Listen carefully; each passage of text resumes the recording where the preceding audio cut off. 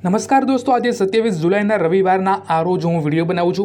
આજના વિડીયોમાં આપણે ગુજરાતની હવામાનની સ્થિતિ કેવી રહેશે આવતાના દિવસોની અંદર એ આપણે આજના વિડીયોની અંદર મિત્રો જોવાના છે। સૌપ્રથમ મિત્રો વરસાદની સિસ્ટમની સ્થિતિની મિત્રો આપણે વાત કરીએ તો બંગાળની ખાડીમાંથી આવેલી જે ડિપ્રેશન લેવલની વરસાદની સિસ્ટમ છે એ હવે મિત્રો આપણને उत्तरीय मध्य प्रदेश और राजस्थान भागों में मित्रों जोवा मळे छे। आ सिस्टमना वादळो मित्रों गुजरात में आपने मित्रों जोवा मळशे, तेथी आपणे आवनारा दिवसोनी अंदर मित्रों आपने सारो एवो वरसाद गुजरातनी अंदर मित्रों जोवा मळी शके छे।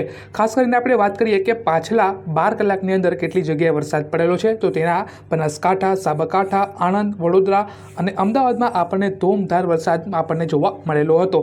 हवामान विभागना अलर्टनी आपणे वात करीए तो आपणे खास करीने रेड अलर्ट मित्रों आपवामां आवेलुं छे। साबरकांठा ने अरवल्ली, महीसागर में आज मित्रों अत्यंत भारे वरसादनी आगाही आपने जोवा मळशे।